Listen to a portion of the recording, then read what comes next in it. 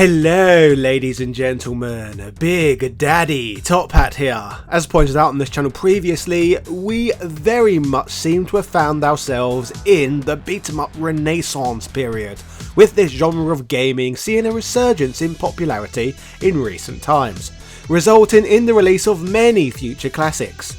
In terms of this particular style of brawler action, it's a great time to be alive. Speaking of beat 'em ups, this month we have received Space Jam: A New Legacy, the game, an all new retro brawler available via Xbox Game Pass, featuring characters from the upcoming Space Jam movie. In today's episode, not only are we going to take an up close look at this game, but we are going to discuss its creation and the cultural impact of Space Jam in general. The insane Looney Tunes and basketball crossover that was a favourite of kids everywhere during the mid-90s. This, ladies and gentlemen, is the story of Space Jam: A New Legacy, a Streets of Rage style game. Yeah. To begin today's tale, we need to go all the way back to 1992 and 1993.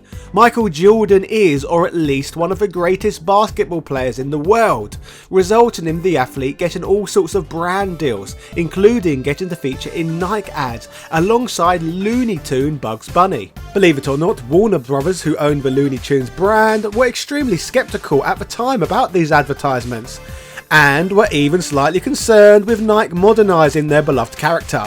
But the crossover between Air Jordan and Hair Jordan would go over an absolute treat with the audience, and instead would bring Bugs all new relevance.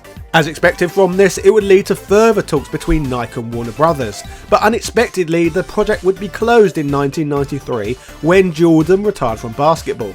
Fortunately for the money makers, Jordan would be back in the sport in 1995, which would help lead to Space Jam.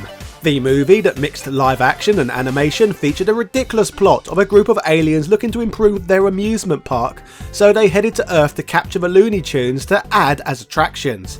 Trying to find a way out of a situation, the Toons noticed the aliens' small stature, so challenged them to a basketball game with their freedom at stake. But unfortunately for the Toons, the aliens infiltrate various basketball games around the USA, literally stealing talent from Charles Barkley and various other high-profile NBA stars, stockpiling talent and transforming themselves into large muscular basketball monsters.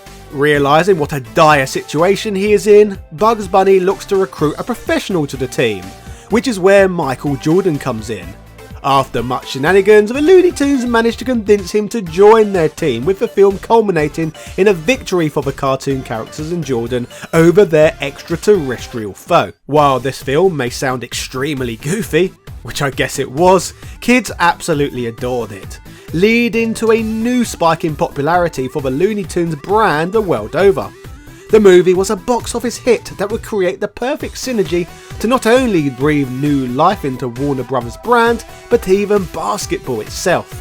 In my country of the United Kingdom, for example, no one has really ever given a crap about basketball, and it is rarely ever featured on television. But for a short time period, Space Jam would shine a spotlight on the sport, with myself and my younger brother asking for our first ever basketball. And our father even put up a basketball hoop for us in the garden. Space Jam led to kids trying basketball in regions where basketball was not really even a thing.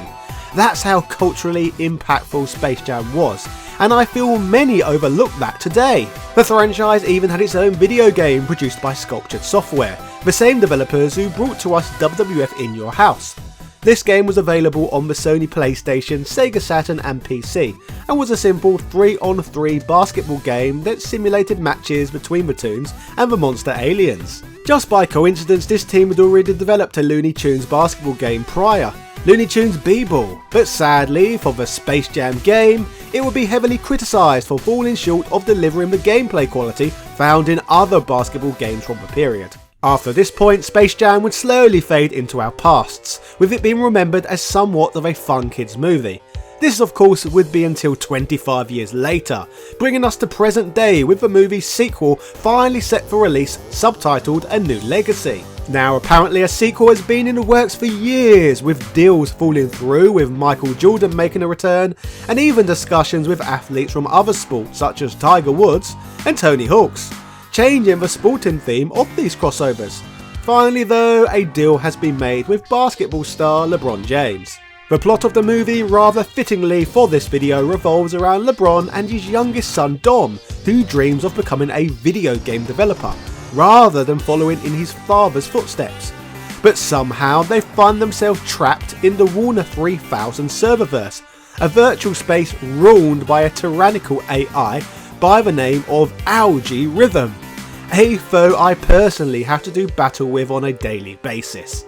LeBron teams with the tunes to save his son, which inevitably leads to a basketball game, this time against a game of powered up virtual avatars. At first glance I have to say I really like the premise of this plot, as spending a period working as a school teacher in modern times, there has certainly been a cultural shift, with most children no longer idolising athletes, and instead wanting to be professional gamers or gaming YouTube content creators when they grow up, with a tyrannical algorithm certainly being one of the biggest foes that stands in their way. So obviously a movie about basketball and video games of course would receive a video game to call its own.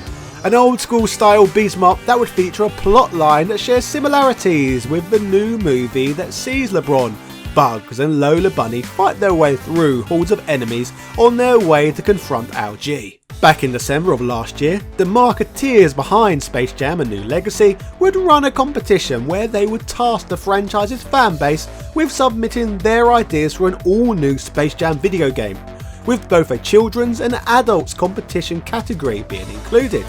In the youth category, Narayan would win from India, and in the adult category, a man named Ricky would win, who proposed an old-school arcade beat-em-up where the characters used a basketball as a weapon, which ultimately would be the game that would become a reality.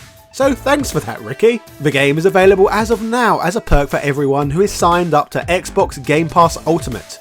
But those who have yet to procure a Game Pass, the game will be free to play for all as of July 15th, 2021.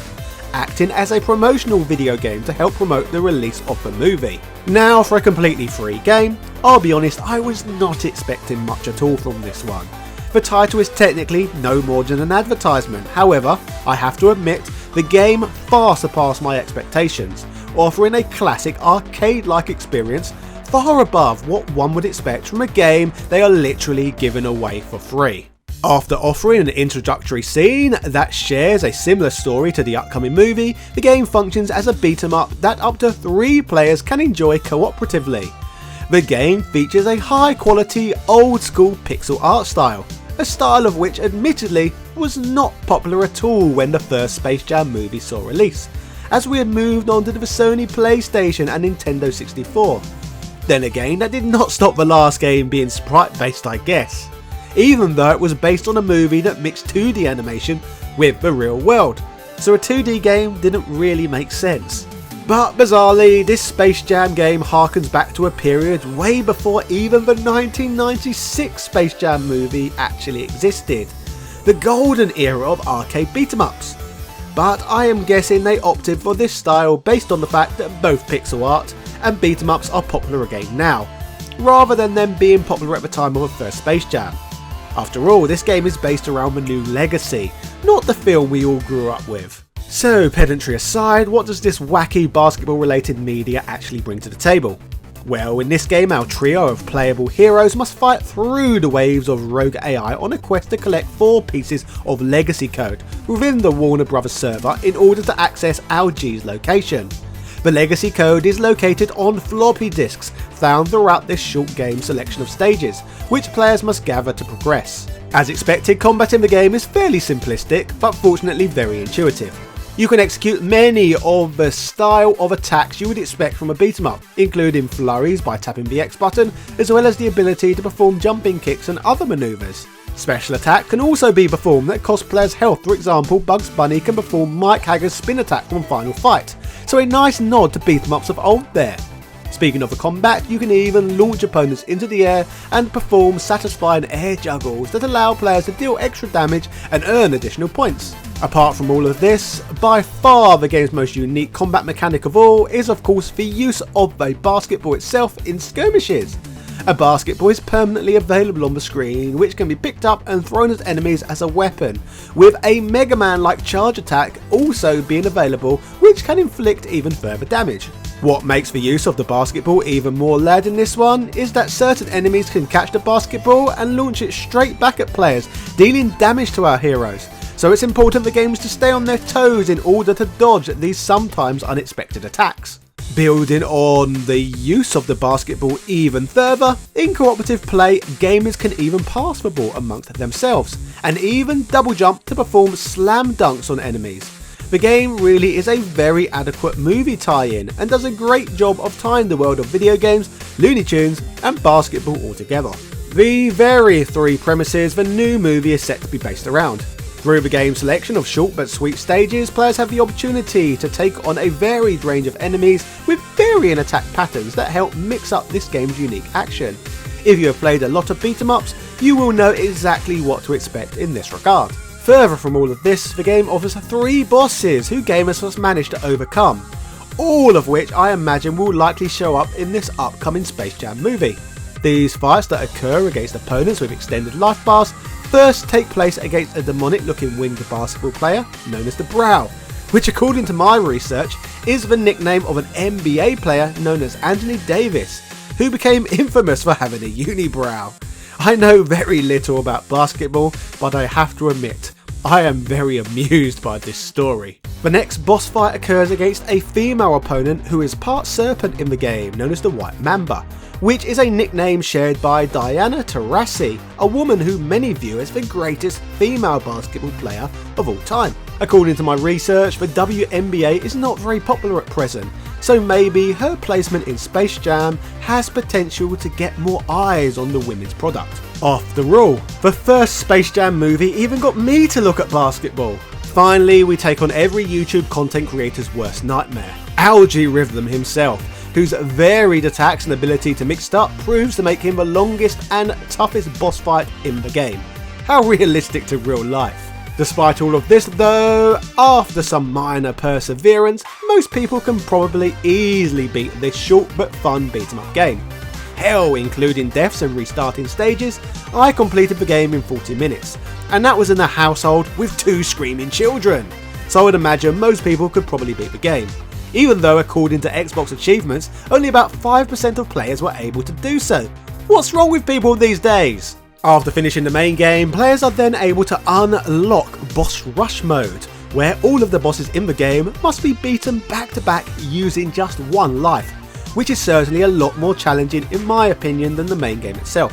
So there is some additional content for those who want to persist with a playthrough even further. To top it off, for completionists out there, there are also a selection of cards to unlock, each of which power up your fighters in different ways. So there is enough here to keep gamers coming back for more who truly want a little more out of this thing. For a free-to-play game, I have to admit that Space Jam: A New Legacy delivers a much more polished game than I was first expecting, that features overall fun but throwback gameplay with even some completely fresh mechanics thrown in with how players use the basketball. A New Legacy was a surprise to be sure, but a welcome one, and considering this game will be available completely for free shortly, then I advise everybody who owns an Xbox console to at least give this one a go. In fact, if you don't want to take my word for it, my friend Chad has also covered the game tonight. So if you want a second opinion, why not see what he has to say? Speaking of Space Jam, is this game the same caliber of the likes of River City Girls or Streets of Rage 4? Well, obviously not. But for a game that is literally being given away, Space Jam: A New Legacy is legitimately pretty awesome, with some great old school arcade vibes to it. We truly are living in the beat 'em up renaissance period, and I simply cannot wait to see what the rest of this fantastic era brings to us. Brawlers are back. Yeah. So ladies and gentlemen, that was the story of Space Jam: A New Legacy, the new Streets of Rage style Space Jam game. Let me know in the comments down below what you thought of this video, and if you have got round to experiencing this game yourself, then let us all know what you thought of it. If you love beat 'em ups, I have an entire playlist covering the history of this genre for you to go back and enjoy. So if you are new here, make sure you smash that subscriber button and ring that notification bell to never miss a video. Further to this, if you want more new content from the House of Top Hat, my wife, Lady Decade, has just uploaded a video to her channel covering the story of the 2 UK variants of the NES. So subscribe to her gaming content if you want some more obscure hardware trivia. Finally, I would like to give a warm thank you to all of the godly people who choose to back my fairly niche channel over on Patreon, allowing me to make content like this full time. So with that said, I would like to give thank yous and shout outs to Sebastian Velez, A Murder of Crows, Carl Johnson, Heo Paulo Lopez, Nostalgia Collector, Ben Harradine, Corey Almarsh Sr, Capcom vs SNK, BXL Gotham, Rowan Dinch, Evan Border, Philip Namph, Azuraka, Keith Ferguson, Joaquin Varela, Michael Cullix, Ago, Jordan Durant, Angel Light 85, Ian Boyle, Nick Daniels, Princess Zana, Daniel Daly, Computer Man, House of the Ted, Gary Pinkett, ECU Professor, Kid Anime, Justin Wang, McNamara, Hermes Gonzalez, Instant Gratification Monkey, Man Shovel, James Bishop, JB, Michael Hall, Wesley Sanghi, Felicio, Langston Miller, New, Brian Barry, Sarah Powell, Vlamit Renee, Marvin Araliga, Chris Cool, TOG Driver, Adrian Hannington, Bernard NG, Richard Stu Stewart, Dan Van Dammit, Lewis Viant, John Bates, David Bow, Chris Fisk, Mike Bruno, Rick67, Antonio Rodriguez, Craig Jenkins, RetroReversing.com, Casey Wright, Synth Spaces, Zai, Andrew Bazansky, Alex Summers, Gunther Hendricks, and everybody else who backs my work on the Patreon platform. It means the world to me. Thank you.